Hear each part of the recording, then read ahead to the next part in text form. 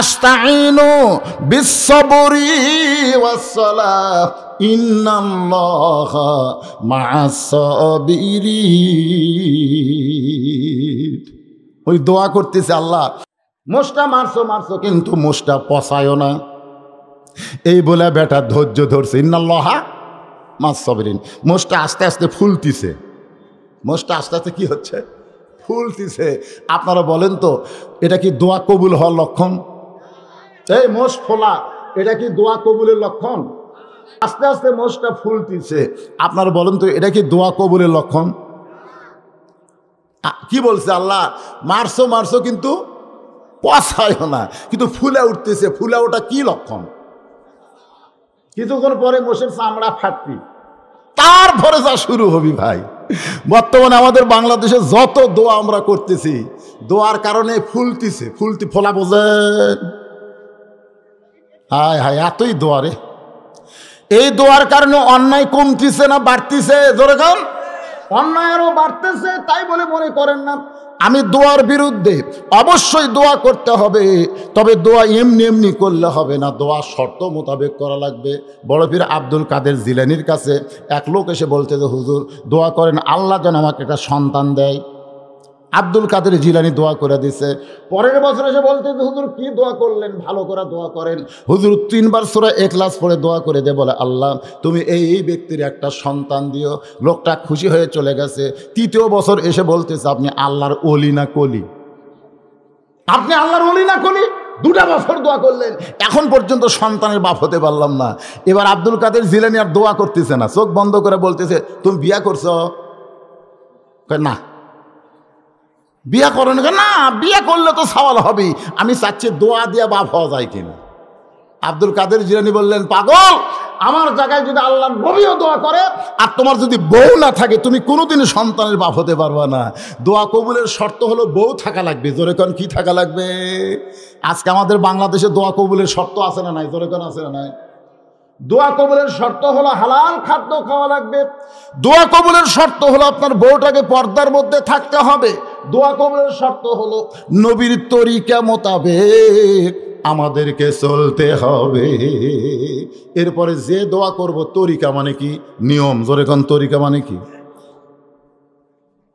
লোকটা দেখতেছে মোষ ফুলতেছে, এখন বলে মাবুদ দাওয়াত দিলাম, গরিবেরা কেউ আসলো না, নামাজ পড়া দোয়া করলাম, দোয়া কবুল হচ্ছে না, এখন কি করব? আমি এখন কি করব? চোখের পানি নিয়ে কার কাছে? এ জোরে কান, কার কাছে? আল্লাহর কাছে বলতেছে, আল্লাহ এখন আমি কি করব? ভিতরের বিবেক বলতেছে সমস্ত খারাপি থেকে তওবা কর। তো তারও ছেলে আছে, এইবার ছেলেদের বিয়েতে একটা ধনীকও দাওয়াত দিবি না, সব কয়টা গরিবক দিবি। তওবা কর, তওবা কর। তুই আগে যা করছিস সেই জীবন থেকে ফিরে আসার নাম হলো তওবা। সেই জীবন থেকে ফিরে আসার নাম কি? তওবা। তওবা কর, তওবা কর।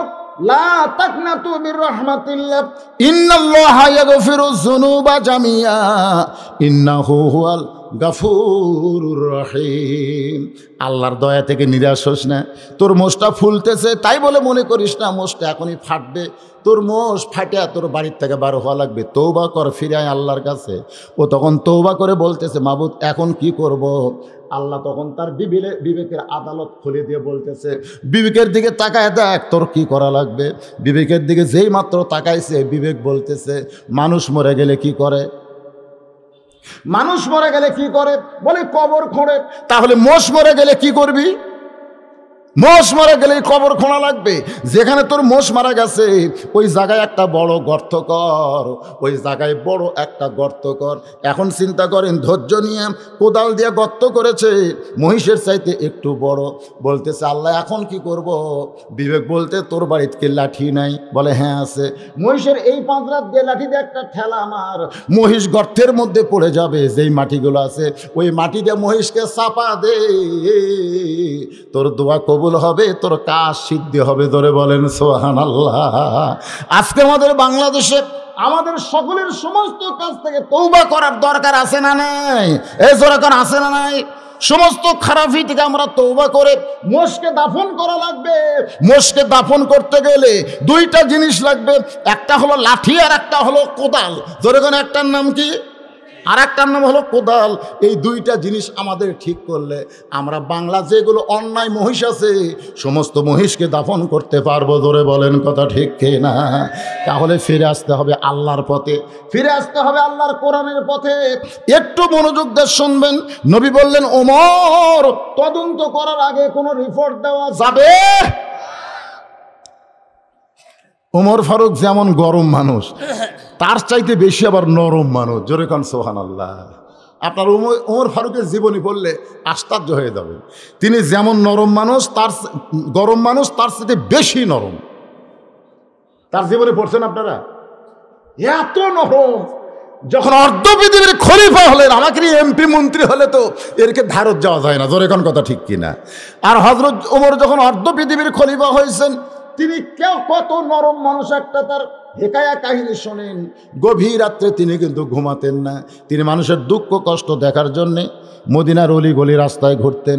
হঠাৎ হযরত ওমর দেখতে পাই গভীর রাত্রে একটা তাঁবু টাঙ্গানো, ওই তাঁবুর বাইরে একটা পুরুষ মানুষ খালি দৌড়াদৌড়ি করতেছে, একবার পূর্বে যায় একবার পশ্চিমে যায়। ওমর ফারুক চিন্তা করে, তাঁবুর বাইরে এই মরদ মানুষটা দৌড়াদৌড়ি করে কেন? অর্ধ পৃথিবীর খলিফা হযরত ওমর লোকটার কাছে গিয়ে সালাম দেয়, আসসালামু আলাইকুম ভাইজান, এরকম পূর্ব পশ্চিম দৌড়াদৌড়ি করেন কেন? লোকটা চিল্লায় বলে, এই পাগল, আমি কেন দৌড়াদৌড়ি করি এটা তোরে বলতে হবে কেন? ওমর ফারুক বলতেছে, ভাইজান আমি আপনাকে সালাম দিলাম, আপনি সালামের উত্তর দেন। লোকটা বলতেছে, এই মুহূর্তে আমার উপর গজব, তুই আমার সালাম দিয়ে কি করবি? ওমর ফারুক বলেন, কিসের গজব? বলে, আমার বাড়ি অমুক জায়গায়, আমার শ্বশুরের বাড়ি অমুক জায়গায়, আমি গভীর রাত্রে আমার গর্ভবতী বউরে নিয়ে শ্বশুরের বাড়ি রওনা দিয়েছি। কারণ ওমর যখন কোরআন দিয়ে রাষ্ট্র চালায় তখন দিনেও যায় রাতেও তাই। না সুবহানাল্লাহ।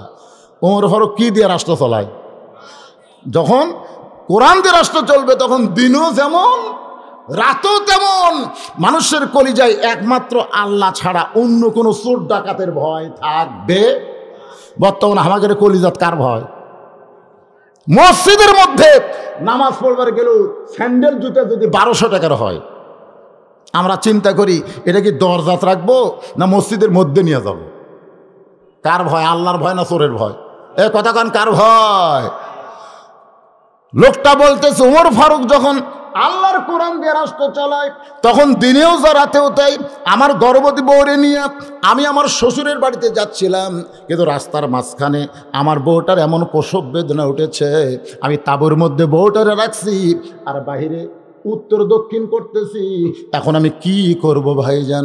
ওমর ফারুক বলতেছে, ইন্নাল্লাহা মা'আস সাবিরিন, একটু ধৈর্য ধারণ করো, আমার কাছে ভালো ধাত্রীর খবর আছে, আমার কাছে ভালো ধাত্রীর খবর আছে।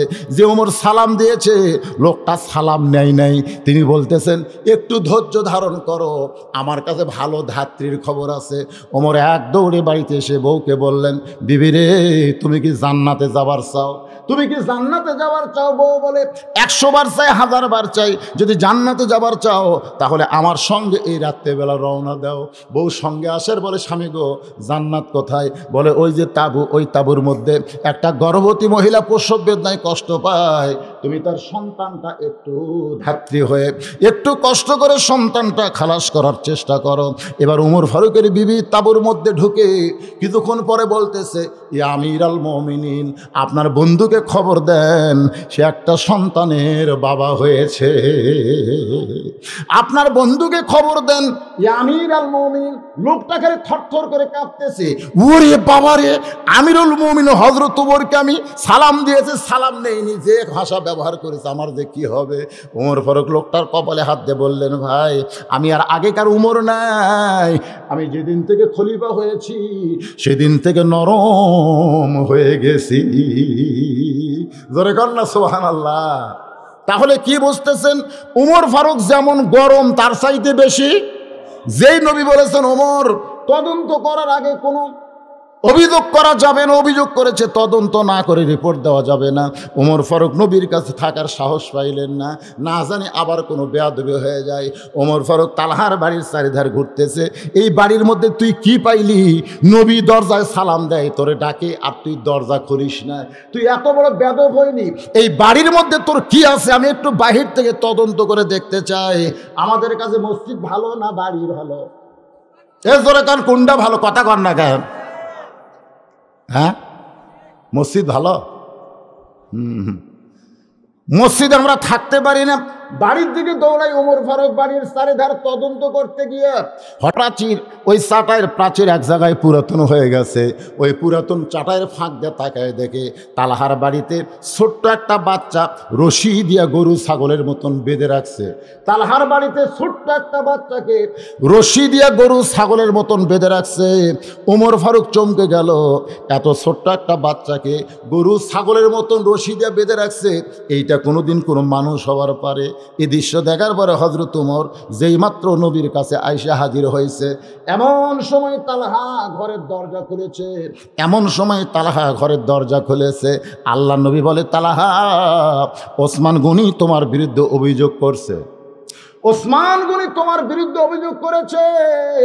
একদিন না, দুই দিন না, তিন দিন সে দেখেছে তুমি ফজরের সালাম ফেরায় বাড়ির দিকে দৌড়াও। ওসমানের অভিযোগ শুনে তদন্ত করতে এসে আমি নবী তোমার বিরুদ্ধে অভিযোগ করতেছি। সুবহানাল্লাহ। কম ওসমান গনি কি করছে? অভিযোগ করছে তোমার বিরুদ্ধে। সে অভিযোগ তদন্ত করতে এসে আমি নবী তোমার বিরুদ্ধে অভিযোগ করতেছি। একবার ডাক দিলাম লব্বাইকে রাসূলুল্লাহ বললে, আবার ডাক দিলাম লব্বাইকে রাসূলুল্লাহ বললে, আবার ডাক দিলাম লব্বাইকে রাসূলুল্লাহ বললে, কিন্তু এত দেরি করে কেন দরজা খুললে? তাহলে অভিযোগ কয়টা হলো? না, দুটো। ওসমান গনি এক অভিযোগ করছে আর নবী একটা অভিযোগ করছে। এমন সময় হযরত ওমর বলতেছে, ইয়া রাসূলুল্লাহ, এই তালহার বিরুদ্ধে আমার একটা অভিযোগ হলো। আমি বাড়ির চারিধার ঘুরতে গিয়ে প্রাচীরের ফাটল দিয়ে দেখেছি ছোট্ট একটা মাসুম বাচ্চাকে তালহা গরু ছাগলের মতন রশি দিয়ে বেঁধে রাখছে। সঙ্গে সঙ্গে আল্লাহ নবী আসমানের দিকে তাকায়া বসে বললেন, এভাবে আসমানের দিকে তাকায় নবী বসে হাতের নিচে মাটি নিয়ে বললেন, তালহারে, তাহলে সর্বসাকুল্যে তোমার বিরুদ্ধে অভিযোগ হলো তিনটা। জোরে বলেন কয়টা? এক নম্বর অভিযোগ, লাগাতার 3 দিন ওসমান গনি দেখেছে ফজরের সালাম ফেরাই তুমি বাড়ির দিকে দৌড় দাও। 2 নম্বর অভিযোগ হলো আমি নবী তোমাকে 3বার ডাক দিলাম, প্রত্যেকবারে ডাকের উত্তর দিলা, কিন্তু এত দেরি করে দরজা কেন খুললে? আর 3 নম্বর অভিযোগ আরো মারাত্মক, একটা কচি মাসুম বাচ্চাকে রশি দিয়া তুমি কেন খুঁটির সঙ্গে বেঁধে রাখছো? রে তালহা, আমি নবী বলেছি বড়দেরকে সম্মান করো, ছোটদেরকে স্নেহ করো, এটা হলো নবীর সুন্নাত। সুবহানাল্লাহ। আল্লাহ নবী ছোট বাচ্চাদেরকে কোনোদিন, ছোট বাচ্চাকে কোনোদিন চোখ রাঙ্গায়া কথা বলে নাই। আনাস রাদিয়াল্লাহু বলেন, আমি 10 বছর থেকে 20 বছর বয়স পর্যন্ত আমি নবীর খাদেম ছিলাম। নবীর কি ছিলাম? খাদেম। কোনোদিন বলতে পারবেন না যে নবীর গোলাম ছিলাম। গোলাম বলা যাবে না, খাদেম বলা যাবে। যখন কি বলা যাবে? না, গোলাম বলা যাবে না, কি বলা যাবে? এই জন্যে গোলাম রসুল নাম রাখা যাবে না। অনেকে নাম রাখছে গোলাম রসুল, গোলাম মোহাম্মদ নাম রাখা যাবে না। নাম রাখতে হবে গোলাম রব্বানি। গোলাম কি রাখতে হবে? গোলাম রব্বানি। রব্বানির গোলাম মানে আল্লাহর গোলাম হওয়া যাবে, কিন্তু রাসুলের গোলাম হওয়া যাবে না, রাসুলের খাদেম। কি আমার কথা বুঝলেন? গোলাম কার? আরো জোরে, গোলাম কার? আনাস বলতেছে 10 বছর থেকে 20 বছর পর্যন্ত আমি নবীর খেদমত করেছি। এই 10টা বছরের মধ্যে নবী কোনোদিন আমার দিকে চোখ রাঙ্গায়া কঠিন ভাষায় বলে নাই এটা কেন করলে, এটা কেন করলা না। আমি যত অপরাধী করি না কেন, নবী হাসি মুখে বলেছে ছোট মানুষ, ছোট মানুষ। জোরে কোন সুবহানাল্লাহ। তার মানে নবী ছোটদের কি করতেন?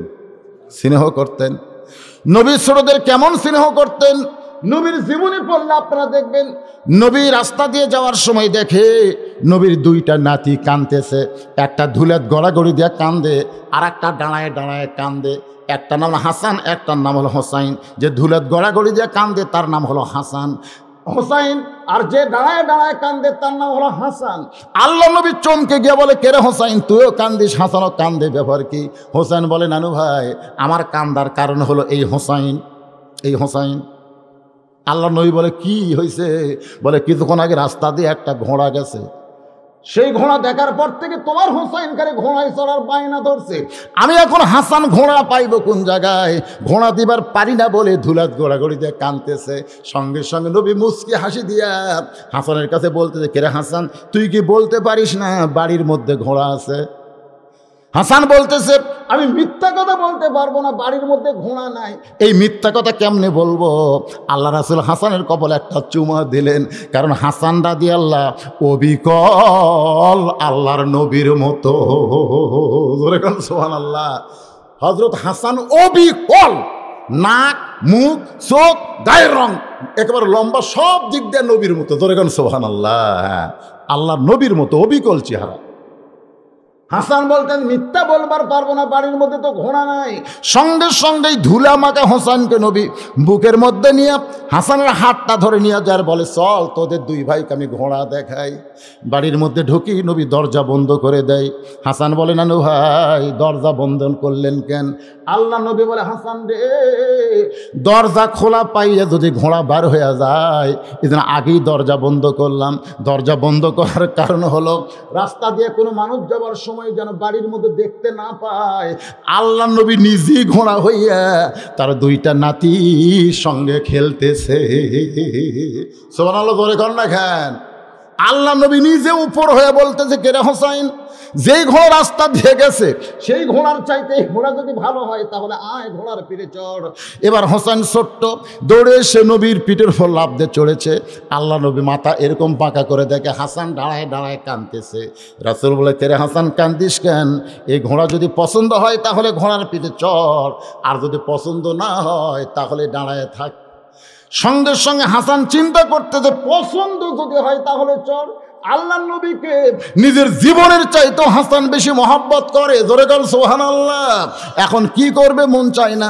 পিঠের উপর যেই মাত্র চড়েছে এমন সময় হোসেন বলতে, কেরে হাসান ভাই, বাইরে যেই ঘোড়া আমরা দেখলাম সেই ঘোড়ার মুখে লাগাম ছিল, কিন্তু আমার নানা ঘোড়ার মুখে তো লাগাম নাই। সঙ্গে সঙ্গে নবী আমার চিকন পাগড়ি একটানি মাথা থেকে খুলে দুই মুখের মধ্যে ঢুকায়া হোসেন হাতে যখন পাগড়ির মুড়া দেয়, হোসেন এত জোরে লাগাম মনে করে টান মারছে, নবীর মুখটা এভাবে ফাঁক হয়ে গেছে।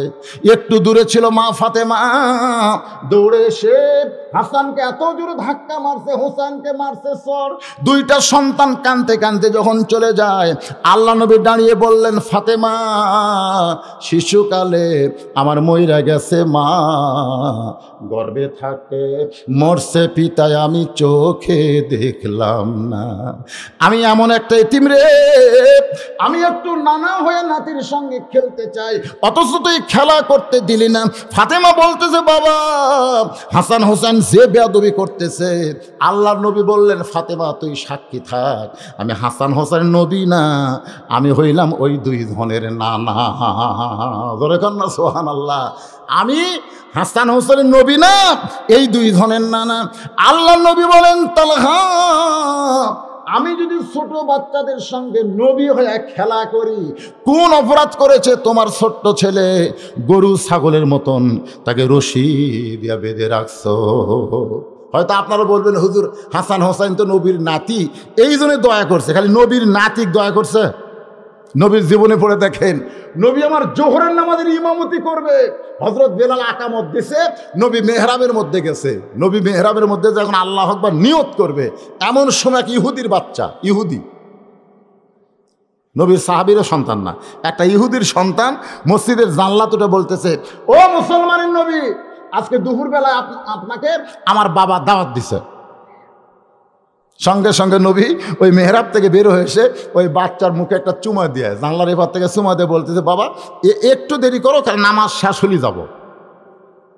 কারণ ছোট বাচ্চা তো, ছোট বাচ্চাকে নবী কত স্নেহ করতেন। যে বাচ্চা বলল মুসলমানের নবী, মানে আমার নবী বলে নাই মুসলমানের নবী, অথচ নবী তাকে চুমু দিলেন।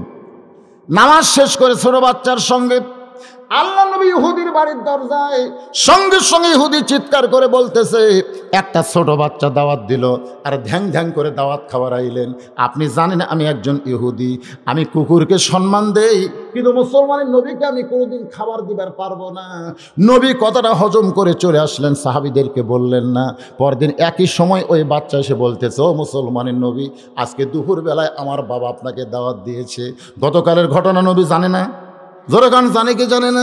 কিন্তু ছোট বাচ্চা হওয়ার কারণে নবী তার কপালে চুমা দিলেন, গালে চুমা দিয়ে বললেন, বাবা নামাজ শেষ করে আমি তোমার সঙ্গে যাব। নামাজ শেষ করে যখন নবী ওই বাচ্চার সঙ্গে যায়, ইহুদি চিল্লায় বলে, গতকাল অপমান করে তাড়ায় দিছি, আজকে আবার কেন আইছেন? আপনার কি শরম নাই? নবী কিছু না বলে মসজিদের মধ্যে এসে ঢুকলেন। সাহাবেরা নবীর মুখের দিকে তাকায় দেখে, দাওয়াত খাওয়ার আগে যেমন চেহারা ছিল, দাওয়াত খাওয়ার পরেও তো তেমন চেহারা হয়েছে। তৃতীয় দিন যখন ইহুদির বাচ্চা জানলায়, উমর আর হযরত আলী একত্র হয়ে বলতেছে, 2 দিন এই বাচ্চা নবীর সঙ্গে বেয়াদবি করেছে, আজকেও বেয়াদবি করবার আইছে। ও মুসলমানের নবী, আমার বাড়িতে আপনার দাওয়াত, বাবা আপনাকে দাওয়াত দিয়েছে। নবী কপালে গালে চুমো দিয়ে বললেন, বাবা নামাজটা শেষ করে তোমার সঙ্গে আমি যাচ্ছি। যখন বাচ্চার সঙ্গে যায়, উমর ফারুক একটু দূরে, আলী একটু দূরে তরবারি সাথে নিয়ে চিন্তা করতেছে, এই বাচ্চা কি দাওয়াত দেয় আর নবী মুখটা ভার করে কেন ফিরে আসে। বাজান একটু খেয়াল করবেন, ওই বাচ্চাটা নবীর মুখের দিকে বারবার তাকায়। 1 দিন না 2 দিন না, আজকে 3 দিন আপনাকে আমি দাওয়াত দিলাম, প্রত্যেকবারই আপনি আমাকে আদর করলেন। আমার বাবা আপনার সঙ্গে খারাপ ব্যবহার করে, আপনার কেতে কষ্ট হয় না? আল্লাহ নবী বাচ্চার কপালে চুমাতে বলেন, বাজান আমি ছোট্ট বাচ্চাদের এত স্নেহ করি, তুমি ইহুদির বাচ্চা হয়েছো তা কি হয়েছে? কুল্লু মাউলুদুন ইউলিদু আলাল ফিতরা, যতদিন পর্যন্ত তুমি বড় না হবে তুমিও যা মুসলমানও তাই। জোরে কন্যা সুবহানাল্লাহ, তুমিও যা মুসলমানও তাই। এই বলে নবী ওই বাচ্চার সঙ্গে যখন ইহুদির বাড়ির দরজায়, ইহুদি দৌড়ে বলতেছে, ওমা আরসালনাকা ইল্লা রাহমাতাল লিল আলামিন। এই আয়াত আমার বিশ্বাস হয় না, একটা মানুষ কি করে গোটা বিশ্ব জগতের রহমত হবে? পরপর 2 দিন রহমান করার পরেও আপনি যখন আবার তৃতীয়বার আইছেন, আপনি সাধারণ কোনো মানুষ নয়। নবী বাচ্চার মাথায় হাত দেয় বলে, কোনো বড় মানুষ যদি আমার সঙ্গে এরকম করতো হয়তো রাগ করতাম, কিন্তু তোমার ছোট বাচ্চাকে এত স্নেহ করি, যার কারণে আমি রাগ করতে পারি নাই। আজকেও 3য় দিন দাওয়াত খেতে আসলাম, আমাকে দাওয়াত খাওয়াবা না গালি দিবা?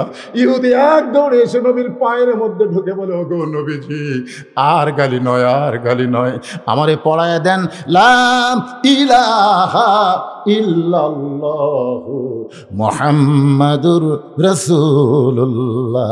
হযরত উমর আর আলী দূর থেকে যখন ফিরে যায়, নবী ডাকতে বলে, ওমর, আলী রে, তোমাদের তরবারি কোথায়? উমর আলী চমকে গে বলে, ইয়া রাসূলুল্লাহ, এই যে তরবারি। রাসূল বললেন, সাহাবীরা শোনো, তোমাদের তরবারির পাওয়ার বেশি না নবীর আদর্শের পাওয়ার বেশি? সাহাবী উমর আর আলী কান্দের বলে, ইয়া রাসূলুল্লাহ, আমাদের তরবারির চাইতে আপনার আদর্শের পাওয়ার বেশি। রাসূল বললেন, ধৈর্য ধরো, কাফেরদের মোকাবিলা করো, তরবারি দিয়া না, ভালো ব্যবহার দিয়া, তাহলে দেখবে আস্তে আস্তে দুনিয়ার সব ইহুদি খ্রিস্টান মুসলমান হয়ে যাবে। লিল্লাহি তাকবীর। আল্লাহ কোরআনে বললেন, লাকাদ কানা লাকুম ফি রাসূলিল্লাহি উসওয়াতুন হাসানা। সফলতা যদি অর্জন করতে চাও, তাহলে আল্লাহ রাসূলের সুন্নাহ আদর্শকে তোমরা গ্রহণ করে নাও। তোমরা সাধারণ মানুষকে নেতা বানায়া তার পিছনে চামচা হয়ে তোমাদের জীবন নষ্ট করো না। যদি চামচাগিরি করতে চাও, তাহলে নবীর সুন্নাহ আদর্শের চামচাগিরি করা লাগবে। ঠিক? হ্যাঁ, জোরে গান ঠিক। আল্লাহ নবীর সুন্নতের জন্য আমরা সকলে নবীর আদর্শকে গ্রহণ করব। এই ব্যাপারে কি সবাই রাজি আছেন? মাশাআল্লাহ ভাইজান, হাত তোলা লাগবে না, হাত তোলা লাগবে না, কারণ অনেক লোক হাত তুলে এখনই বলবে, আবার আগামীকাল সেলুনের যায় কবি কেমে দে, এরকম আছে না ভাই? আল্লাহ বলেছে, লাকাদ খলাকনাল ইনসানা ফি আহসানি তাকওয়িম। এই আয়াতের তাফসীর পড়ে আমি দেখলাম, আল্লাহ বলেছে, মানুষের চেহারা আমি সবচাইতে সুন্দর করে সৃষ্টি করেছি। সুবহানাল্লাহ। না কেন? মেয়ে মানুষের চেহারা, মরদ মানুষের চেহারা দুটা ভিন্ন আছে না নাই? জোরে কোন আছে না নাই? আছে। কিন্তু কতগুলো মরদ মানুষ মেয়ে মানুষের মতন থাকবার চায়, যখনই দাড়ি মোছোটে একটু সামান্য উঠতি সেলুন জায়গায় কামে দে। তো সেলুন যখন কামে দেয়, তখন বাড়ি যায়, বউ দেখতেছে এই মরদ তো মরদ হলো না রে। তখন বউ ডাকতেছে, আসো দুইজন একটা জিনিস দেখি। তো স্বামী কয় কি? বলে আসেন না কেন। তো বউকে ড্রেসিং টেবিলের সামনে যায়, স্বামীকে বলতেছে আপনার চেহারা আর আমার চেহারা তুই চেহারা একই দেখা যায়, মানে আপনারও দাড়ি মোছ নাই আমারও দাড়ি মোছ নাই, কেমন লাগতেছে? মানে আপনিও যা আমিও তাই। আল্লাহ যদি আমাকে দাড়ি দিত, বউ বলতেছে আল্লাহ যদি আমাকে দাড়ি দিত, একটু মোছ দিত, আহ! স্বামী গাই পাগলি, মেয়ে মানুষের কোনোদিন দাড়ি মোছ হয়? বউ গাই পাগল, মরদ মানুষ কোনোদিন দাড়ি মোছ চাচা হয়? আপনারা কন এরকম কিন্তু ফুল ফুলে মরদ আছে না? না এ কথা কন না, আছে না? না হয় রে, চাপার ডাবা গেছে, চাপার ডাবা গেছে, ভিতরে দাঁত নাই, এরপরে সেলুনের জায়গায় কামিয়ে দে। হ্যাঁ, আপনি কতদিন আর এইভাবে থাকবেন? পুরুষ মানুষের চেহারা পুরুষের মতো হওয়ার দরকার আছে না নাই? জোরে করে আছে না নাই? আল্লাহর বান্দারা অনেক জায়গায় এশার আজান হয়ে গেছে, তাই বলে মনে করেন না আমরা নামাজ পড়বো না। আজকে এশার নামাজ হবে আজকে আমার আলোচনার শেষে। অসুবিধা আছে? অসুবিধা আছে? দুই একজন উঠলো কেন? মাগরিবের পরে আলোচনা শুনতে আবার পেশাব লাগে নাকি? ও মনে করতেছে হুজুর মনে হয় নামাজ ছাড়া না। এশার নামাজের সময় সবচাইতে লম্বা সময়, একেবারে যে আজান দিছে ওই সময় থেকে রাত 11:30 পর্যন্ত এশা পড়া যাবে না। হ্যাঁ কেন যাবে না? 11:30 পর্যন্ত জামাতের সাথে পড়া যাবে।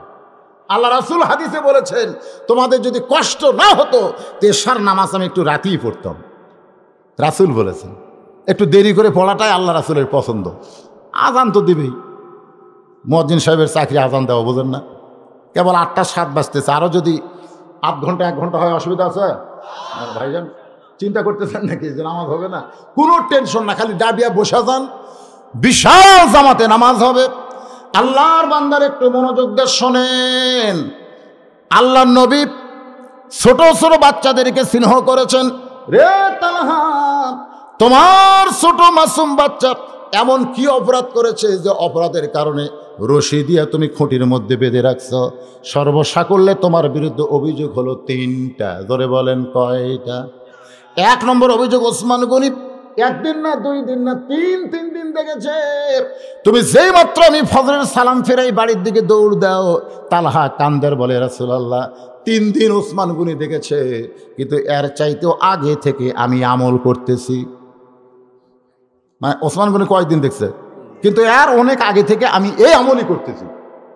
হায় হায় সাহস রে! ওসমান গনি দেখছে কয়দিন, আর তালহা বলতেছে এর আগের চাই আগে থেকে আমি এই আমলটা করতেছি। আল্লাহ নবী বলেন তালহা এই আমল কেন করতেছো? কারণ 2 সময় আমি নবী তোমাদের দিকে মুখ ঘুরে বসি, 2টা, একটা হলো ফজর, একটা হলো আসর। আমার চেহারা কি তোমার পছন্দ হয় না? আমি সালাম ফেরায়া যেই মুসল্লির দিকে ঘুরি আর তুমি বাড়ির দিকে দৌড় দাও। তালহা কান্দের বলে নবী গো, আপনার চেহারা দেখলে আমার কলিজা এত শান্তি পায়, আমার পেটের ক্ষুধা পর্যন্ত চলে যায়। সোনালা কন্যা, হ্যাঁ, আরে আমার নবীর চেহারার মধ্যে শান্তি আছে না নাই? আল্লাহ রাসূল বলেছেন মান রাআনি হাক্কান ওয়াজাবাত লাহু শাফাআতি ইয়াউমাল কিয়ামা। যারা আমাকে দুনিয়াতে দেখতে পায় নাই, স্বপ্নের মধ্যে যদি আমি নবীর একটাবার দেখে, হাসরের ময়দানের কঠিন সময় আমার ওপর তার ওপর শাফাআত ওয়াজিব হয়ে যাবে। আমি তার হাতটা ধরে জান্নাত ঘরে পৌঁছায়া দিব। তাহলে স্বপ্নে যদি নবীর চেহারা দেখলে তার জন্য আল্লাহ জাহান্নাম হারাম করে দেয়। সেই নবীর চেহারা দেখার মধ্যে মজা আছে না নাই? আসরের নামাজের পরে নবী তাকায় দেখে পিছন দিকে একজন সাহাবী দাঁড়ায় আছে। আল্লাহ রাসূল বলেন এজলেস ইয়া সাহাবী, তুমি দাঁড়ায় আছো কেন? তুমি বসো। সাহাবী বলতে যে হুজুর আমি হলাম রাখাল।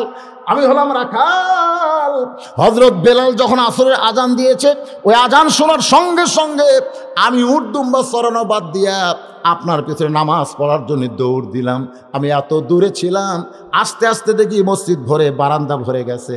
আমি একেবারে শেষ কাতারে আসরের নামাজ আদায় করলাম আপনার পিছনে। হুজুর নামাজের পরে আপনি যখন সাহাবীর দিকে মুখ ঘুরাইছেন, ওগো আল্লাহর নবী, আমি দূরে থাকার কারণে আপনার চেহারা ঠিক মতো দেখতে পাই না হুজুর, তাই একটু দাঁড়িয়ে দাঁড়িয়ে আপনার চেহারা দেখে আমার জীবন শান্তি পায়। সঙ্গে সঙ্গে আল্লাহ নবী বললেন, সাহাবীরা রে, তোমরা মাঝখানে রাস্তা করে দাও, তোমরা মাঝখানে রাস্তা করে দাও। সমস্ত সাহাবীরা বলে, ইয়া রাসূলুল্লাহ, মাঝখানে রাস্তা কেন করব? আল্লাহর নবী বললেন, আমি একটু ওই রাখাল সাহাবীর কাছে যাব। সাহাবীরা বললেন, আপনি রাখালের কাছে যাবেন কেন? আপনি যদি চান রাখালে আপনার কাছে আসবে। রাসূল বলে, সাহাবীরা রে, রাখালের কলিজার মধ্যে এত মহব্বত, যেই মহব্বতের পাওয়ারে আমি নবী রাখালের কাছে যাইতে চাই। আজকে বাংলার জমিনে আশিকে রাসূল যারা হবে, আপনি মদিনায় যাবার না পারলে কি হবে? সেই নবীর দরুদের আমল বেশি বেশি করেন, নবীর সুন্নত আঁকড়ে ধরেন। আপনি নবীর রওজায় যাবার না পারলে কি হবে? আল্লাহ নবীকে আল্লাহ তাআলা আপনার বাড়িতে পৌঁছায়া দিবে। জোরে কারণ আল্লাহ পারে কি পারে না? সেই নবীকে দেখার নিয়ত আমাদের আছে না না? জোরে কারণ আছে না নাই? মনে বড় আশা ছিল যাব মদিনায়। অনেকে গান গায়, মনে বড় আশা ছিল যাব মদিনায়, সালাম আমি করব গিয়া নবীজি রওজায়। মনে বড় আশা ছিল যাব মদিনায়। ইমাম মালিক বলেন, তুমি মদিনায় যাবার হয়তো পারবা না, কিন্তু মদিনার মানুষটাকে অন্তরে জায়গা করে দিয়া তার সুন্নত আদর্শ আমল করো। একদিন মদিনার মানুষ আল্লাহ তোমার বাড়িতে হাজির করে দিবে। তালহা বলতেছে, রাসূলুল্লাহ, সর্বসাকল্য আমার বিরুদ্ধে অভিযোগ হলো 3টা। জোরে বলেন কয়টা? 1 নম্বর অভিযোগ ওসমান গনি করেছে, 2 নম্বর অভিযোগ আপনি আল্লাহর নবী করেছেন, 3 নম্বর অভিযোগ হযরত ওমর করেছে। এই সব অভিযোগের উত্তর তো আমি একবার দিবার পারবো না, আমাকে একে একে দেওয়া লাগবে। রাসূল বললেন, আচ্ছা উত্তর দাও। তালহা বলতেছে, রাসূলুল্লাহ, আপনার জন্য আমি দরজা খুললাম, আপনি তাকায় দেখেন যে কাপড় আমার শরীরে, এই একমাত্র কাপড় ছাড়া আমার বাড়িতে আর কোনো কাপড় নাই, যে কাপড় পরে আল্লাহ নবীর সামনে দাঁড়ানো যায়। যে কাপড় পরে আমি দরজা খুললাম, এই কাপড় ছাড়া আমার বাড়িতে আর কোনো কাপড় নাই। আছে আরও কাপড় আছে, কিন্তু সেই কাপড় পরে আল্লাহ নবীর সামনে দাঁড়ানো যাবে না। আল্লাহ নবীর সামনে দাঁড়ানো, আল্লাহ এবং নবী এই দুইটার সামনে দাঁড়াইতে গেলে এই একমাত্র কাপড় ছাড়া আমার আর কোনো কাপড় নাই। তাহলে আল্লাহ নবীর সামনে দাঁড়ানোর কাপড় আলাদা না? এই কথা কোন আলাদা না? আমার আরো কাপড় আছে, কিন্তু সেই কাপড় পরে আল্লাহ এবং নবীর সামনে দাঁড়ানো যাবে না। আমরা যখন মসজিদে নামাজ পড়ি তখন কার সামনে দাঁড়াই? এ কথা কন না কেন? কার সামনে? আল্লাহর সামনে দাঁড়ায়, এটা সরাসরি। আল্লাহ আমাকে দেখে, সুবহানাল্লাহ কন না কেন? আমার এক চাচা আছে, 4 হাতা গামছা গাওয়াত দিয়ে ওড়েতে, মানে গাওয়াত দিয়ে জোহরের নামাজ পড়বে আসতেছে। আমি চাচা করলাম, কে চাচা গামছা কেন? তা আমার চাচা রাগ করে কয়, ফতুয়া দে, গামছা গাওয়াত দিয়ে নামাজ হবি না, ফতুয়া দে। আমি বললাম, চাচা এত গরম হচ্ছেন কেন? বলে, এই জন্যই তো তোর দেখবার পারে না এই সরকার, এই জন্যই তোর দেওয়া পারে না, কেন গামছা গাওয়াত দিয়ে নামাজ হবে। আমি বললাম, চাচা আপনি এত গরম হচ্ছেন, এই গামছা গাওয়াত দিয়ে আপনি বিয়ের বাড়ি দেওয়ার পারবেন? আমার চাচা বলতে, তুই কি মনে করিস আমি ফকির? তুই কি মনে করছু? এই বছরে 5টা পাঞ্জাবি বানাছি রে, গামছা গাওয়াত দিয়ে বিয়ের বাড়ি যাওয়া লাগবে কেন? আমি কি ফকির নাকি? আমি বললাম, চাচা এই গামছা গাওয়াত দিয়ে জামাইয়ের বাড়ি যাওয়ার পারবেন? চাচা রাগ করে কয়, তুই কি মনে করিস আমার জামাইয়ের দাম নেই? জামাইয়ের বাড়ি শ্বশুর গামছা গাওয়াত দিয়ে যায়। তা আমি বললাম, চাচা বিয়ের বাড়ি যাওয়ার পারবেন না, জামাইয়ের বাড়ি যাওয়ার পারবেন না, আপনি এই বছরে 5টা পাঞ্জাবি বানাচ্ছেন, তাহলে গামছা গাওয়াত দিয়ে আল্লাহর কাছে কেমনে আসতেছেন? তখন চাচা মুখ ফেলতে কয়, মানে কি ওর বিশ্বাস? জামাইয়ের বাড়িতে গেলে জামাই দেখতে পায়, বিয়ের বাড়িতে গেলে বিয়েই দেখতে পায়, কিন্তু আল্লাহর মসজিদে আসলে মনে হয় আল্লাহ চোখ বন্ধ করে থাকে। এই আল্লাহ কি চোখ বন্ধ করে থাকে? আপনি যখন একা একা নামাজ পড়বেন, সে নফল হোক সুন্নত হোক, একা যদি পড়েন আম থেকে আপনার গামছা গাওয়াত পড়েন, কিন্তু মসজিদ যখন জামাতে নামাজ পড়তে আসবেন তখন যেমন তেমন পোশাক পরা যাবে না, লেবাসুত তাকওয়া পড়তে হবে। ধরে কোন কথা ঠিক কিনা? লেবাসুত তাকওয়া। একের ফুল প্যান্ট পরছে, শার্ট একটা টিকনার উপর, ফুল প্যান্ট পরা, শার্ট হলো টিকনার উপর, টিকনা বরাবর শার্ট। রুকুর থেকে যখন সেজদাত গেছে, ওই যন্ত্র পিছন থেকে ঠেলে আসে টেপা হয়ে আছে, টেপা না এরকম যন্ত্র, ভিতরে যন্ত্র নাই, পিছন দিকে টেপা হয়ে আছে। এখন দ্বিতীয় কাতারের লোক ওই কাবার দিকে নজর না করে ওর যন্ত্রের দিকে তাকাছে, আর কেবলা পরিবর্তন হয়ে গেছে। হায় হায়, এই টিকনা বরাবর শার্ট গায়ে না দিয়ে যদি আপনি পাঞ্জাবি গায়ে দিতেন, আপনার পিছনের ওই সাইডটা ঢেকে দিত। জোরে কোন কথা, ঠিক কথা কন না গা? হায় হায়, যা মনে চাই সেটা পরে মসজিদে আসে। তুই বাড়িতে আসো নাকি মিয়া? শত শত মানুষ মুসলমান জামাতে নামাজ পড়তে এসেছে, তুমি লেবাসুত তাকো, এমন একটা পোশাক পরো যে পোশাক পরলে তোমার ভিতরের কোনো কিছু বাহির থেকে বোঝা যাবে না। সুবহানাল্লাহ কবেন না? রাগ করতেছেন? আল্লাহর বান্দার একটু মনোযোগ দিবেন। তালহা বলতেছে, রাসূলুল্লাহ, এই একটা মাত্র কাপড় ছাড়া আমার বাড়িতে, গোটা বাড়িতে আর কোনো কাপড় নাই যে কাপড় পরে আল্লাহ নবীর সামনে দাঁড়ানো যায়। আমি মাটির একটা গর্ত করেছি, সেই গর্তের মধ্যে আমার বউকে যেমন তেমন কাপড়ে পেঁচায় নামায় দেই। আমার বউটা গর্তের মধ্যে যেমন তেমন কাপড়। একটা মেয়ে মানুষ গর্তের মধ্যে যেমন তেমন কাপড় পরলে কোনো সমস্যা? মেয়েটা যদি ঘরের মধ্যে যেমন তেমন কাপড় পরে কোনো সমস্যা? কতক্ষণ সমস্যা। কিন্তু যখন মেয়েটা বাইরে যাবে তখন যেমন তেমন কাপড় পরা যাবে না। আল্লাহ কোরআনে বলেছেন, অকরনা ফি বুয়ুতিকুন্না ওয়ালা তাবাররাজনা তাবাররুজাল জাহিলিয়াতিল উলা। মায়েরা, মায়েরা, ও মা, আজকাল তো বোরকা ভালোই দেখতেছি। বোরকা, হাই রে হাই, এমন টাইট ফিটিং বোরকা ভাই, বাইরে থেকে সব বোঝা যায়। আর বোরকার যা জৌলুস লাগাছে বুঝলেন রে, মেয়ের দিকে না তাকাক, অন্তত বোরকার কারণে দুইবার তাকায়। হায় হায়, এটা কি রে? আমি মায়েদের পায়ে হাত দিয়ে বলতেছি, মায়ের পায়ে হাত দিলে কোনো সমস্যা আছে? মায়ের পায়ের তলে সন্তানের জান্নাত। আমি মায়েদের পায়ে হাত দিয়ে বলতেছি, মা, একমাত্র কালো রং ছাড়া অন্য কোন রঙের বোরকা পরবেন না। কারণ কালো বোরকা যখন পরবেন, কালো বোরকা, কালো মুজা, কালো জুতা, কালো মুখোশ যেটা দেয় তার নাম কি? মুখোশ, হিজাব, হিজাব, সবগুলো যদি কালো হয়, একটা ছেলে দুইবার তাকাবি না, একবার দেখে দেখাই চমকে উঠবি, কি রে, এটা মানুষ না পেতনি রে, মানুষ না পেতনি। আয় হায়। আর এক ছেলে যদি ওর পিছনে 1 কিলো হাঁটে, দেখবার চাইলেও দেখবার পাবি না, কারণ সব কিছু ঢাকা রাখছে। আল্লাহ বলেছে, মেয়েরা যখন সব কিছু ঢাকা রাস্তায় চলবে, পুলিশ লাগবে না, র‍্যাব লাগবে না, আমি আল্লাহ কুদরতি ভাবে ওই নারীকে হেফাজত করবো। জোরে কর সুবহানাল্লাহ। হ্যাঁ, ওই নারী হেফাজত হবে। মায়েরা রে, যেমন তেমন একটা টাইট ফিটিং, এমন টাইট বোরকা পরছে ভাই, বাইরে থেকে সবই বোঝাইতে, বোরকা পরে লাভ হলো কিরে? বোরকা পরা লাগবে ঢিলা ঢালা। জোরে কোন কি? ঢিলা ঢালা বোরকা পরতে হবে, ভিতরের কোনো কিছু যেন বাহির থেকে যুবকেরা বুঝতে না পারে। আমার মায়েরা যদি বোরকা পরে চলে, আল্লাহর কোরআনের আইনটা চালু হয়ে যাবে। এখন সরকার তো দিন দিন যে অবস্থা করতেছে, কিছুদিন আগে খবর হয়েছে 21 বছর বয়স যখন হবে, তখন আপনি মদ পান করবার চাইলে লাইসেন্স করার সুযোগ পাবে। 100 জন যুবক লাইসেন্স করে, তাহলে ওই এলাকায় মদের দোকানের একটা পারমিট দেওয়া হবে।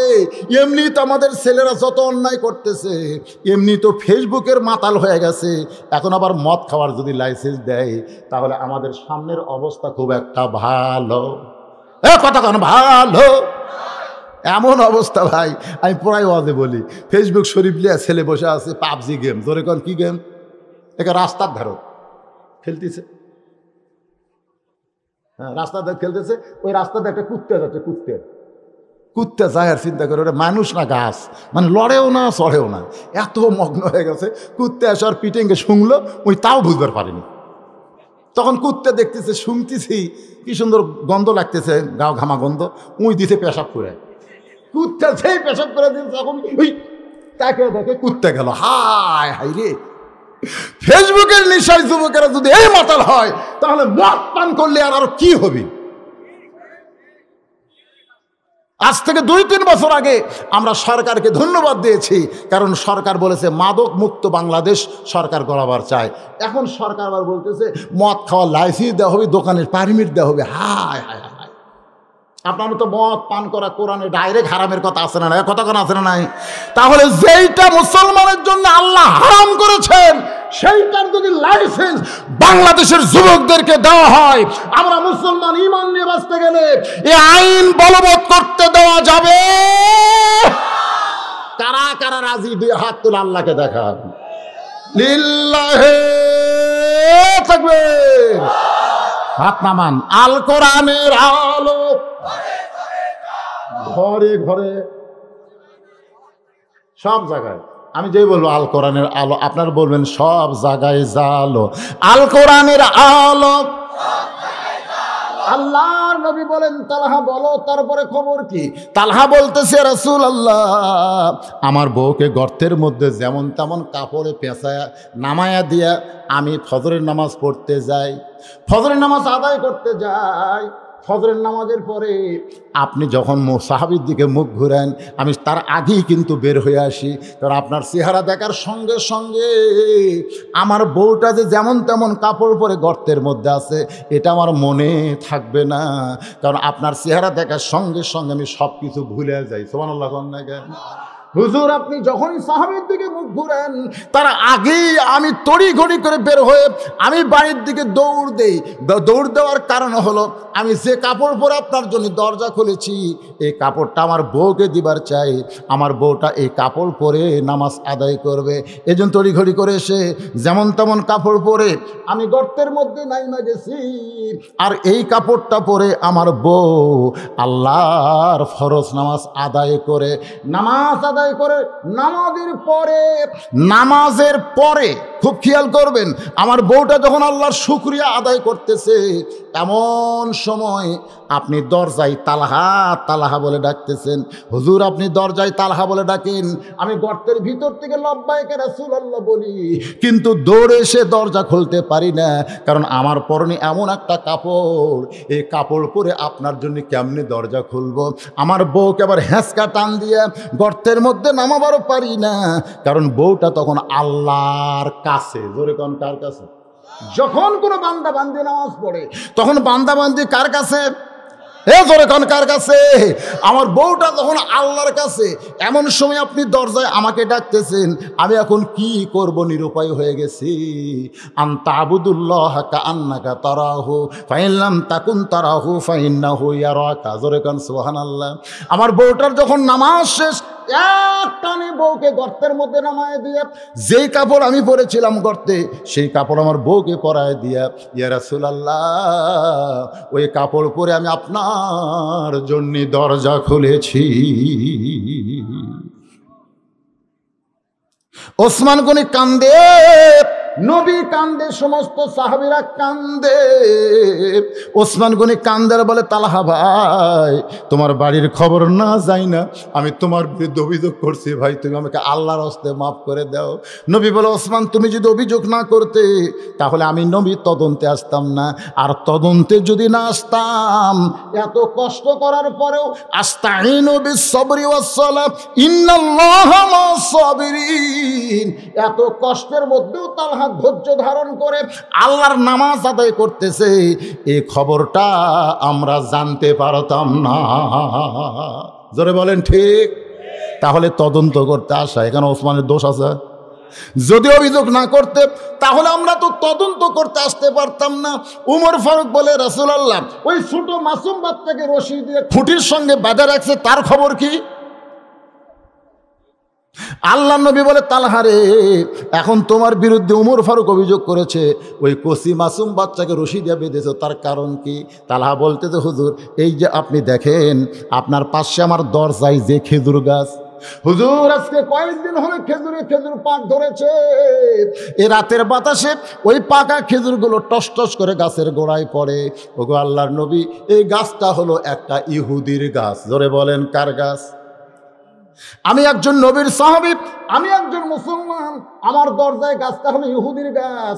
আমি যদি আপনার পিছনে নামাজ পড়তে যাই ফজরের, আমার বিবেক বলতেছে আমার সন্তান যদি চেতন পায়, আমার সন্তান চেতন পাইয়া ওই ইহুদির গাছের খুরমা খেজুর যদি খায়, আমি একজন মুসলমান, আমার মাসুম বাচ্চা ইহুদির গাছের খুরমা খেজুর খাবে, এইটা আমি পছন্দ করতে পারি ওই কথা কন পছন্দ করতে পারি, দরকার হলে না খাইয়া মরে যাব, কিন্তু ইহুদির গাছের কোনো খেজুর আমার সন্তানকে খাইতে দেব না। এই জন্যে আমার ঘুমন্ত সন্তানকে আমি কাঁধে করে আমি মসজিদে নিয়ে যাবার চাই। মাঝ রাস্তায় যাওয়ার পর আমার বিবেক বলতে, তালহা, আল্লাহ নবী বলেছেন 6 বছর থেকে 7 বছর থেকে সন্তানকে নামাজের তালিম দিবা, আর 10 বছর থেকে নামাজ ধরাবা। তোমার বাচ্চার বয়স কত? এই তালহা, তোমার বাচ্চার বয়স কত? তালহা বলতেছে, আমার বাচ্চার বয়স হলো মাত্র 5 বছর। তাহলে 5 বছরের বাচ্চা তুমি কাঁধে করে মসজিদে নিয়ে যাচ্ছ, যখন তোমরা নামাজ শুরু করবা তখন এই 5 বছরের বাচ্চা যদি নামাজ নষ্ট করে দেয়, তখন দায়ী কে হবে? তখন দায়ী কে হবে? এই জন্যে সবসময় বাচ্চাদেরকে মসজিদে নিয়ে যাওয়া যাবে না। 7 বছর থেকে আপনি নিয়ে যাবার পারবেন। ধরে কোন কয় বছর? হ্যাঁ, 7 বছর তালিমের জন্যে, আর 10 বছর কী জন্যে? ধরার জন্যে। ধর না ধরলে এটা হলো 10 বছর। আর 7 বছর থেকে রুকু সেজদা কীভাবে করা লাগবে তালিমের জন্য মসজিদে গেলে এমনি ছোটো বাচ্চারা শিখবে। ধরো এরকম ধার কাজ করে শেখে না? আমার একটা নাতনি আছে, ওর মা যখন নামাজ পড়ে ওই সামনে একটা কথা কবার না, আর মাও মুখ লড়াই, ও মুখ লড়াই। ফেরেশতাকে, আল্লাহ তোমার বান্দি দোয়া পড়ে, তো দোয়া জানা গেল মুখ লড়াই। আল্লাহ কয় মুখ লড়াটাই দোয়া পড়ার সামিল করে দিলাম। ধরে কোনো সুবহানাল্লাহ। তখন ফেরেশতাকে আল্লাহ দোয়া পড়ার সামিল যদি করে দেন, ওর কান্দুর তো ফেরেশতা নাই, তাহলে এর সওয়াব? আল্লাহ কয় ওর সওয়াব আর বাপ মাওক দে। ধরে কোনো সুবহানাল্লাহ। এর সওয়াব আর বাপ মাওক দে। আর যদি ও যে 3 বছরের বাচ্চা কথাই ঠিক মতো কওয়া পারে না, তারপরে গান গাচ্ছে, বাদাম বাদাম বাদাম বাদাম। কেরেই ঠিক মতো কর পারে না, বাদাম কয়। ফেরেশতাকে আল্লাহ এই বাদামকে ওই যে ভারতের এক হিন্দু গান গাছে, আর এটা ওর বাচ্চা গাচ্ছে। বাদাম কত মা একটা তো কিসের বাদাম রে, আর জীবনেও কত না। এই বাদাম বাদাম করে যে পাপ হচ্ছে, এরা কে হবি? তো চর কান্দর তো ফেরেশতা না, ওর বাপ মায়ের কান্দর দে যা। তো সন্তান ভালো মন্দ এটা বাপ মার দায়িত্ব। আর কথা গান আছে না? না, আপনি মনে করতেছেন আমার সন্তান খারাপই করতেছে, অসুবিধা কি?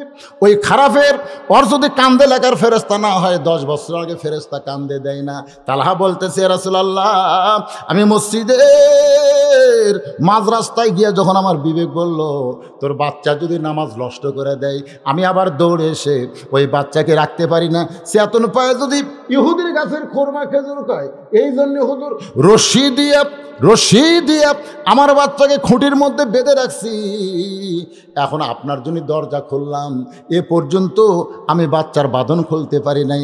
আল্লাহ যদি চায় এখন গিয়ে আমার বাচ্চার রশিগুলো আমি খুলে দিব। নবী কান্দার বলে, তালহারে, এত কষ্টের পরও, এত অভাবের পরও ইহুদির গাছের খুরমা খেজুর থেকে তোমার মাসুম বাচ্চাকে তুমি হেফাজত করনি। তালহা, তোমার বাচ্চার উপরে আল্লাহ জাহান্নামের আগুন হারাম করেছে। লিল্লাহে তাকবীর।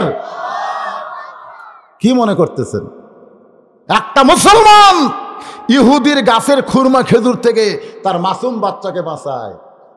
আমরা কি তালহার চাইতে বেশি অভাবী? এরকম তালহার চাইতে বেশি অভাব? তাহলে গ্রামীণ ব্যাংক, ঠেঙ্গামারা, আশা, কারিতাস এগুলা কার? আমাদের বাংলাদেশে যতগুলো এনজিও চলতেছে সুদ ভিত্তিক, সুদ। কোন সুদ নাই? সুদের 1 টাকা খাওয়া, সুদের 1 টাকা খাওয়া 36 বার মায়ের সাথে। যদি কেউ 100 টাকা খায় তাহলে কথা কয় না কে? যদি 100 টাকা সুদ খায় তাহলে কত হচ্ছে? 3600। যদি 1000 টাকা খায় 36,000। বাংলাদেশে এমন কোনো ব্যবসা আছে, বাংলাদেশে এমন কোনো ব্যবসা পতিতালয় কোনো মেয়ে আছে যে 36,000 বাড়ি অকাম করছে? কিন্তু যারা 1000 টাকা সুদের খাচ্ছেন, আপনি তো মরছেন। এই ঠেঙ্গামারা, গ্রামীণ ব্যাংক, সব কারিতাস, কি আর যা আছে এর মূলে কিন্তু ইহুদি আর খ্রিস্টান আছে। ধরে কথা কন না কেন? কথা কন না, সবগুলোর মূলে ইহুদি আর খ্রিস্টান। তালহা এত কষ্টের পরে, এত হওয়ার পরে তার সন্তানকে ইহুদির কাছে খুরমা খেজুর থেকে হেফাজত করেছে। এই ওয়াজটা আমি অনেক দিন আগে করছিলাম। আমার অফিসে আইসে ওই ব্র্যাকের লোক, কিয়ারের লোক আশা কয়, হুজুর ওয়াজ করে টাকা কামাই করেন আর খান, আর হামাকের বিরুদ্ধে ওয়াজ করেন। আমরা হলাম এনজিও, দাতা সংস্থা। আমরা একটু গরিবদের সাহায্য করি, সেটা আপনার মনে ধরে না? আমি বললাম ভাই রে, তোমাকে সাহায্য করা লাগবে কেন? সাহায্য কে করবে? ইয়াকা নাবুদু, এই দরকার ইয়াকা নাবুদু ওয়া ইয়াকা নাস্তাইন। বলে হুজুর তাহলে আমাদের সাহায্য কি সাহায্য না? আমি বললাম তোমাকে একটা ওয়াজ শোনাই, শোনো। তো আশা কারিতাসের অফিসাররা বসে আছে, আমি একটা ওয়াজ করতেছি। ওয়াজটা হলেই এক লোক 2 বিয়ে করছে। ধরে কোন কয় বিয়া? 2 বিয়ার বউ। এরা কি খুব ভালো সম্পর্ক না খারাপ সম্পর্ক? সতীন সতীন সতীন বলতেছেন। তো 2 বইয়েরই একসঙ্গে 2টা ছেলে হয়েছে। এলাকাময় খবর পড়ে গেছে যে এক সতীন তার সন্তানকে মাটিতে রাখে, আর এক সতীনের সন্তানকে বুকে নিয়ে আদর করে। নিজের সন্তান মাটির থই, আর সতীনের সন্তান বুকত নিয়ে বাবাতেও তো আদর করে। সবাই কয় কে রে, সতীন তো সতীনের সন্তানক শত্রু মনে করে, আদর করে রে কেমনে? এক মেয়ে মানুষ বলতেছে এটা বাড়ির মধ্যে না গেলে বোঝা যাবে না। তো বাড়ির মধ্যে যায় দেখে একটা মাটির কানতেছে, আর একটা বুকত বাবু তো বাবু করতেছে। তো মেয়েটা বলতেছে যেটা কান্দে সেটা কে? কয় আমার কলিজা। কয় যেটা বুকত তো করতেছি ওটা কে? কয় আমার শত্রু। মেয়ে মানুষটা চুম করছে, কে রে তোর কলিজা বাড়ি ফেলে দিয়ে থুতিস, আর শত্রু সতীনের সন্তান আদর করতেছিস, কারণ কি? বলে এটা প্রকাশে বলা যাবে না, ঘরতায়। তো ঘরত যা বলতেছে, শোন আমার স্বামী গরিব মানুষ, যে কোনো সময় মরে গেলে বেটার কামাই খাওয়া লাগবে, এই জন্য আমার কলিজার টুকরাত মাটির থুতি কান্দিছে। অর্ধেক তাকে দেখ, ওই খালি কান্দিছে, ওই কান্দিছে আর হাত পাও মারতিছে। দেখ দেখ কান্দিছে আর হাত পাও মারতিছে, মানে কান্দিচ্ছে আর ব্যায়াম করতেছে। আর মাটির থুতি ওত পাচ্ছে, মাটির কানেকশন পাচ্ছে, আর্থ কানেকশন পাচ্ছে, সূর্যের তাপ পাচ্ছে, ভিটামিন সি হচ্ছে। আর শরীর তো সেই হচ্ছে। ই যখন বড় হবি পানির ভিজলেও কাম বাদ দিবি না, আর সর্দি গরমে জীবনও হবি না, ওই রোদের মধ্যেও সাথী লাগবি না, ঘন্টার পর ঘন্টা কাম করে পারবি। এখন থেকে সেই ট্রেনিং দিচ্ছি। আর এই যে কলদ বাবু তো এখন আমি লুলা বানাবো, এই শালাবান ভিক্ষা করে খায়। এখন লুলা বানাবো, ঘাটতে দেবো না, হাঁটার আগে খালি বাবু তো বাবু, বাবু তো বাবু। বাচ্চারা যখন হাঁটে মাছ দিয়ে এই পড়ে যাবি রে, এই পড়ে যাবি রে, ওই জীবনও হাঁটা শিখবি না। ধরে কোন কথা, পড়ুক আবার উঠুক, পড়ুক আবার উঠুক, ওই কিন্তু দৌড়ানো শিখবি। আমি সতীনের সন্তান বাবু তো করতেছি। তখন আশার কেয়ারের এনজিও কর্মীরা বলতেছে, হুজুর হুজুর কি বুঝাবার চাচ্ছেন? বুঝাবার চাচ্ছি এই আমেরিকা, রাশিয়া, ব্রিটেন, ফ্রান্স, ইহুদি, খ্রিস্টান, এরা হলো আমাকে শত্রু। ধরে কোন কি শত্রু? আমাদেরকে বাবু তো করে আদর করার কারণ হলো আমাদেরকে ইমানে আমলে পঙ্গু বানাবার চাচ্ছে। ধরে কোন কথা ঠিক কি না? দরকার হলে না খেয়ে থাকবো রে, রোজা থাকবো, ইহুদি খ্রিস্টানদের সাহায্য আমরা নিব না। আমার আল্লাহ বলেছেন, আমিন দাব্বাতিন ফিল আরদি ইল্লা আলাল্লাহি রিজকুহা, পৃথিবীতে এমন কোনো বিচরণশীল প্রাণী নাই যার রিজেকের ব্যবস্থা আল্লাহ করেনি। ধরে কোন কথা ঠিক কি না? আমিন। আল্লাহুম্মা আনতাস সালাম ওয়া মিনকাস সালাম তাবারাকতা ইয়া যাল জালালি ওয়াল ইকরাম।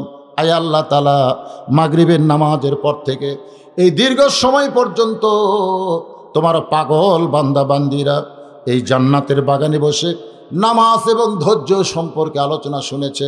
আল্লাহ মেহেরবানি করে আজকের মাহফিল আমাদের সকলের হিদায়াতের জন্যে, নাজাতের জন্যে, জান্নাতের জন্যে কবুল করো। এই মাহফিলের শুরু থেকে শেষ পর্যন্ত যত আলোচনা হয়েছে আল্লাহ, এর মধ্যে যদি ত্রুটি হয়, ভুল হয়, মাফ করে দিও। এর যা হাদিয়া মঞ্জুর করো। সোনার মদিনায় নবী পাকের রওজা মোবারকে আল্লাহ তুমি কবুল করো। তামাম আম্বিয়াই কেরাম, আসহাবে কেরাম, তাবিনী কেরাম, তাবিনী কেরাম, তামাম পৃথিবীর মাটির নিচে যত মুমিন মুমিনা শুয়ে আছে আল্লাহ সকলের আরওয়াহ পরে হাদিয়া কবুল করো। আল্লাহ যেই ছেলেরা কষ্ট করে মেহনত করে আজকের জান্নাতের বাগান লাগাইছে, এই সমস্ত ছেলেদেরকে 5 ওয়াক্ত নামাজি হিসাবে কবুল করে নাও। আল্লাহ যে বাজারের মধ্যে মসজিদ, এই মসজিদকে কিয়ামত পর্যন্ত কবুল করো। এই গোটা বাজারের উপরে রহমত বরকতের দরজা খুলে দাও। আমার মায়েরা যারা পর্দার অন্তরালে বসে বসে ওয়াজ শুনলো, আবিদা সালিহা পর্দানশী কবুল করে মা ফাতেমার চরিত্র দান করো।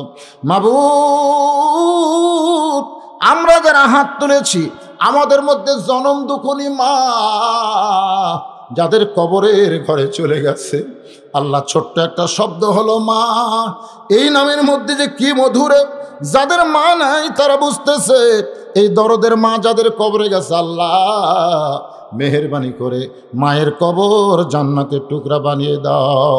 আল্লাহ আমি সহ আমরা যারা বাবা হারা এতিম হয়ে গেছি, আল্লাহ বাবার বাড়িঘর সহায় সম্পত্তি সবই আছে, আজও দলিল করতে গেলে বাবার নাম লাগে। আল্লাহ সেই দরদের বাপ যাদের কবরে চলে গেছে, আল্লাহ মেহেরবানি করে বাবার কবর জান্নাতের টুকরা বানাও। আমরা সবাই মরে যাব ভাই, আমরা সবাই মরে যাব। সবসময় ছটফট করি, মনে হয় কোথায় যাই কোথায় যাব। প্রত্যেক ধাপে ধাপে আমরা কবরের দিকে হাঁটতেছি, যে কোনো সময় আমাদের মৃত্যু হবে। মরার আগে একটা ওয়াক্ত যেন ইচ্ছা করে নামাজ কাজা না হয়। আল্লাহ আমাদের সকলকে নামাজি হিসাবে কবুল করে নাও। আমাদের কামায়ে বরকত দাও আল্লাহ, আমাদের শরীরকে সুস্থ রাখো। আসমানের বেলা আসমানে নাও, জমিনের বেলা জমিনে ডাবায় দিয়া যে কয়দিন আমরা জীবিত আছি আল্লাহ তোমার পথের গোলাম হিসাবে আমাদের কবুল করে নাও। যেদিন আমাদের মৃত্যু হবে দিনটা যেন জুমার দিন হয়, মাসটা যেন রমজান মাস হয়। ইমানের সাথে ইজ্জতের সাথে আমাদের কবুল করো আল্লাহ। আবার দোয়া করি যারা কষ্ট করে মেহনত করে যুবকদেরকে আল্লাহ তুমি কবুল করো। আজকের মাহফিলের সভাপতিকে কবুল করো, সহসভাপতি কবুল করো, প্রধান অতিথি বিশেষ অতিথিদের আল্লাহ তুমি কবুল করো। আল্লাহ আমাদের সকলকে মাফ করে মৃত্যুর সময় আমাদের জবানে জারি করে দিও লা ইলাহা ইল্লাল্লাহু মুহাম্মাদুর রাসূলুল্লাহ।